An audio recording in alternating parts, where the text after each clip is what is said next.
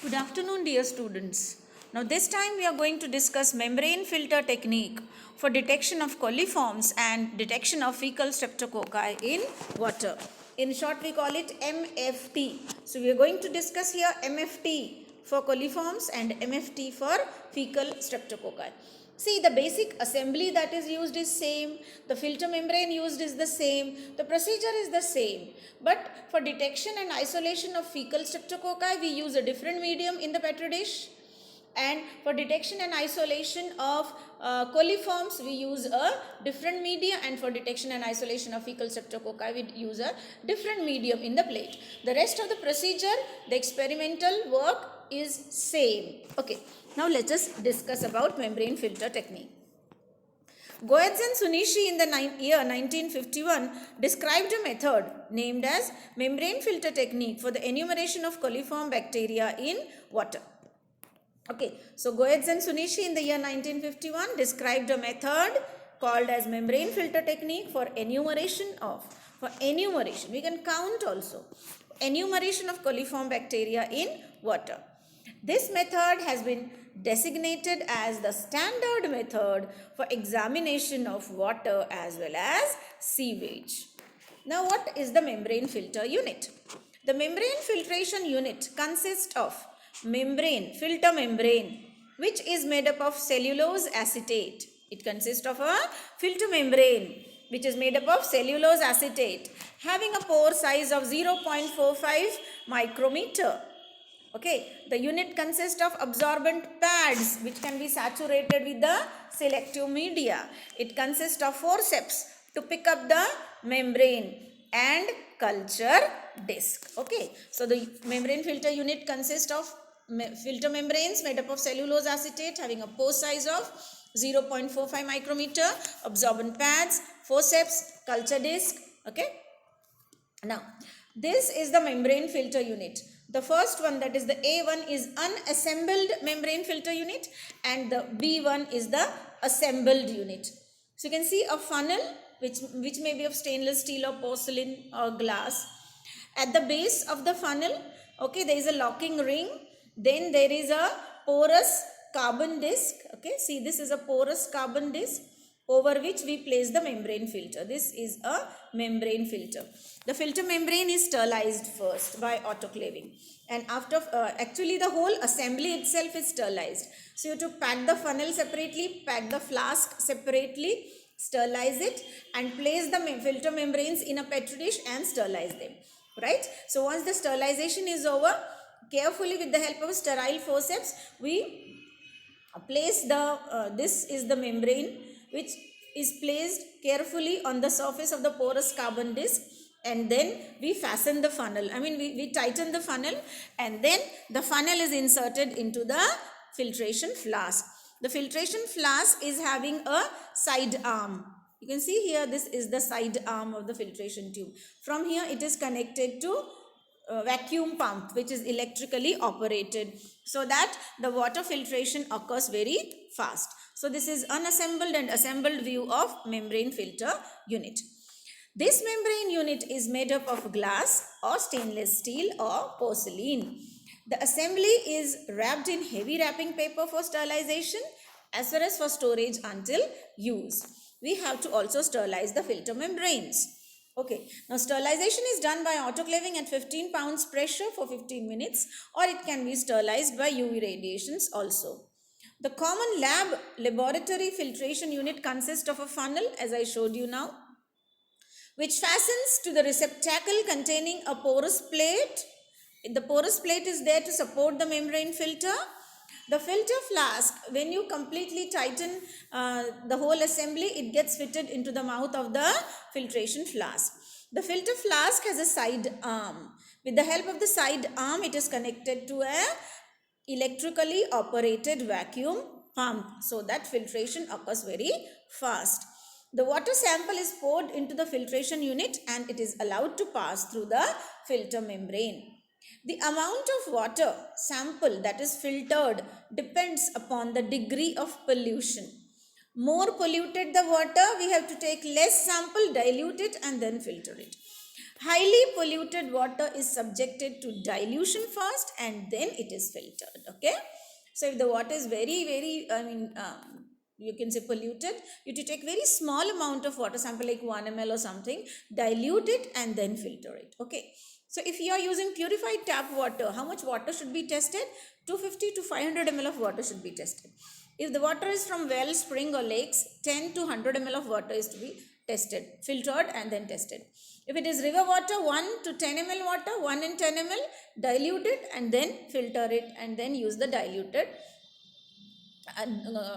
Calculate the count by multiplying with the dilution factor and all. If it is chlorinated sewage, you have to take 0.01 and 1 ml of sample, dilute it and then filter it and then perform the membrane filter technique. If it is raw sewage, you have to take very less amount, that is 0.0001 or 0.01 ml of sewage, dilute it, filter it, lift the filter and then find out what kind of bacteria are there and what is the number of microbes present, right? What the method consists of? We have to take a sterile membrane. It is placed on the holding apparatus, that is the porous disc, right? And then close the mouth of the, fasten the, you can say, funnel, and the whole funnel as a whole is tightened on the mouth of the filtration flask. Okay. The bacteria are collected by passing the water sample through the membrane with the aid of partial vacuum. Amount of water tested depends upon degree of pollution. If there is any doubt, then you can use 2 dilutions and examine the water sample. The filter membrane, after filtration of water, the filter membrane is, with the help of a sterile forceps, it is transferred to a 2-inch Petri dish which contains a sterile adsorbent pad. Okay, Petri dish already has a sterile absorbent pad, or the Petri dish already contains sterile specific selective medium. If it is a pad, the pad is saturated with 2 ml of appropriate liquid medium for a particular organism. So, the membrane is placed on a Petri dish containing selective media. The selective media may be a solid medium in the plate, or it may be a liquid selective media poured in the pad. The pad is saturated with the medium. And then the Petri dish with the pad, okay, and the membrane filter placed over it is kept for incubation. After incubation, colonies develop on the surface of the membrane filter. Okay, filter membrane. You can count the number of colonies developed on the membrane filter. Okay. Now, if you want to isolate E. coli from the water sample, what media should we use? We can use M-endo agar. Okay, M-endo agar, on the surface of M-endo agar, typical coliform colonies appear. What are the typical colonies on endo agar? Purple colonies with golden metallic sheen. Sometimes coliform fail to produce purple golden metallic sheen colonies. They only produce pink colonies. Under these conditions, large number of similarly appearing atypical colonies, that is pink colonies, should be identified by subculture study. Okay, so for isolation of E. coli, we take M-endo agar in the Petri dish, or we take a pad saturated with liquid M-endo medium and place the membrane filter through which we have filtered the sample on the surface of the pad or on the surface of the medium. If typical colonies appear, yes, coliforms are present. You can count the number of colonies and find out the coliform count. Or if only pink colonies develop, they can be confirmed by subculture study. Another medium that is used for isolation of coliforms in water by MFT is Tipol lactose broth. Tipol lactose broth is modified McConkey's medium. Okay, modified in the sense that McConkey's broth or McConkey's medium contains bile salt. Here, instead of bile salt, we add a detergent Tipol, right? And in case of McConkey's agar, the indicator is neutral red. Okay, where the color of the lactose fermenting colonies is pink. But in Tipol lactose broth, the indicator is bromothymol blue. Initially, the medium is green in color. But if the organism ferments the sugar lactose and produces acid, then the color of the colonies will be yellow. So appearance of yellow colored colonies on the surface of Tipol lactose broth. Yellow colored or pale colonies on the surface of Tipol lactose broth indicates the presence of coliforms, right? So Tipol lactose broth is modified McConkey's broth containing peptone, lactose, sodium chloride, Tipol, bromothymol blue indicator, and all dissolved in distilled water. Now Tipol is a detergent which contains sodium and potassium salts of alkyl sulfate. It is used in place of bile salt. Okay, bile salt is actually used in McConkey's medium. This Tipol is supposed to be very cost effective and reliable also. Lactose fermenting E. coli colonies are pale cream in color, large and opaque. So pale cream, large opaque colonies are counted, and we can find out the number of coliforms present in the water sample. How can you find out the coliform organisms? Now sometimes they do not show typical colonies. So under these conditions, large number of similarly appearing atypical colonies can also be identified by subculture study, as in case of endo-agar also. Okay. Now, how do you calculate coliform density? Okay, total coliforms per 100 ml, it is counted by using the formula. That is, total coliform count per 100 ml is equal to coliform colonies counted multiplied by 100 divided by volume of sample that is filtered. Okay, so coliform count per 100 ml is equal to coliform colonies counted multiplied by 100 divided by volume of sample filtered. Okay, and what type of membrane filters we have to count, which shows 20 to 80 colonies only. If a single filter shows more than 80 colonies, we have to dilute the sample and perform the experiment. Now, if you want to isolate, see, like this it looks. This is the membrane, millipore membrane filter. Okay, having all, you can say, grid, it is grid marked. Okay, sometimes it may not be grid marked. And this membrane is to be placed on the membrane filter unit. Filter the water sample through it. Then with the help of sterile forces, pick up the membrane filter. Okay, having the bacteria trapped inside it. Place it on the petri dish containing the medium. Incubate it. After incubation, you can see colonies like this. Bacterial colonies appear.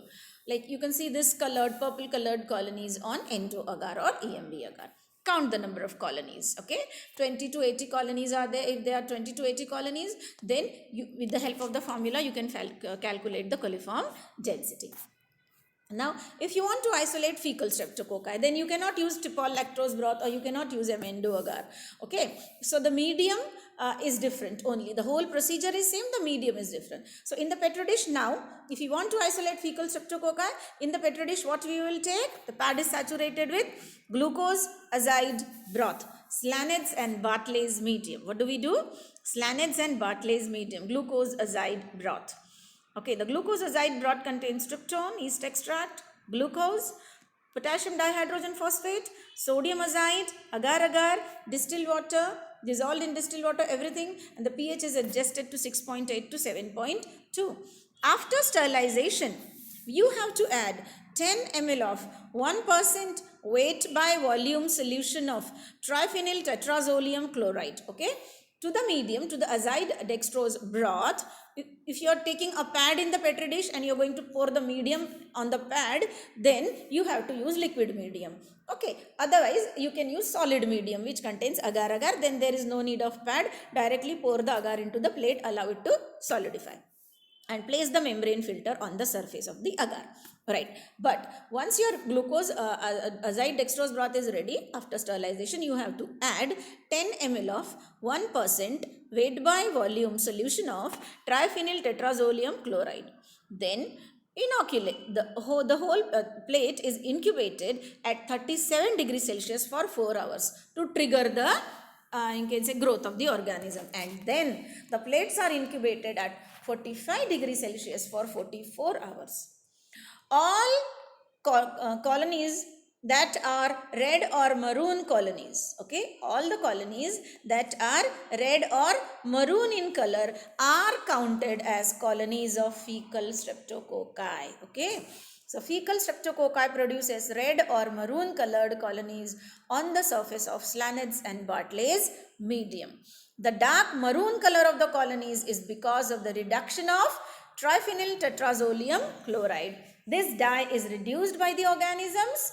Okay, once they utilize glucose and then they ferment the glucose and then they reduce the dye triphenyl tetrazolium chloride, and hence you get dark maroon colored colonies. You can confirm the organism by microscopic examination or by subculturing on McConkey's agar, where on McConkey's agar pinkish red colored colonies are produced, right? So anyway, appearance of red or maroon colonies or Slanets and Bartlett's medium confirms the presence of fecal streptococci. Like you can see here, maroon colored colonies on the surface of Slanets or Bartlett's mediums. Here also we can see. Okay, this is fecal streptococci, Slanets and Bartlett's medium showing maroon colored colonies. Both are the same. Okay, and this is how the colonies appear. Colonies of fecal streptococci appear. Right.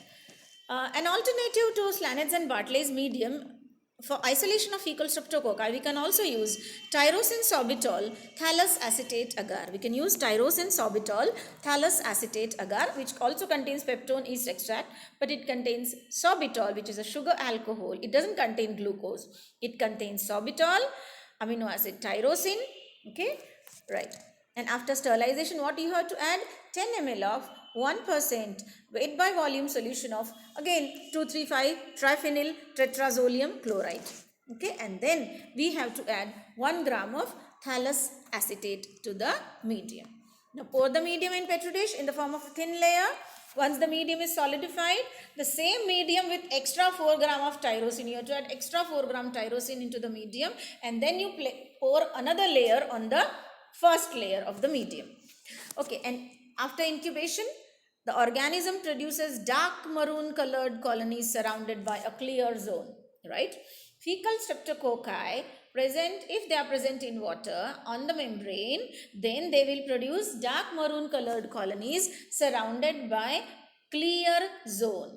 Streptococcus faecalis ferments sorbitol to produce acid. At acidic pH, tyrosine decarboxylase enzyme is produced by the organism. The tyrosine decarboxylase enzyme causes decarboxylation of tyrosine, which produces a clear zone around the colony. So red or maroon color is because of reduction of triphenyl tetrazolium chloride, and the clear zone is because of decarboxylation of tyrosine by the organism. The dark maroon color of the colonies is because of reduction of triphenyl tetrazolium chloride. Okay, so dark maroon colored colonies surrounded by clear zone are produced by fecal streptococci on the surface of tyrosine sorbitol thallus acetate agar, right? This is how we confirm the presence of fecal streptococci by membrane filter technique. Now, what are the advantages of membrane filter technique? It permits detection of small number of organisms from large volume of sample. Thus, it increases the reliability and accuracy for determination of coliform as well as other organisms. Because of limited supply of nutrients, as we take 2 ml medium on the pad, it prevents the spreading of colonies because nutrients are supplied in very limited amount to the organism. Colonies do not spread and allows the combination of any number of bacteria. It permits the separation of organism from medium at any time for changing the medium or totally inhibiting further development. That means you can remove the membrane, filter membrane from one plate and place it on the surface of another plate. So you can separate the organism from one medium and subject it to another medium. It directly gives you the count instead of most probable number. It permits better and faster differentiation of bacteria. It saves your time in comparison to MTDT, where you have to perform presumptive, confirmed and completed tests. So it is time consuming. MFT is rather faster. Okay, and you can keep a permanent record in the form of the preserved bacteriological filter. And this method is extremely useful in case of emergencies. The only problem is the membranes are costly. So the method goes costly. That is all. Okay, so that is all about membrane filter technique for isolation of coliforms as well as for isolation of fecal streptococci.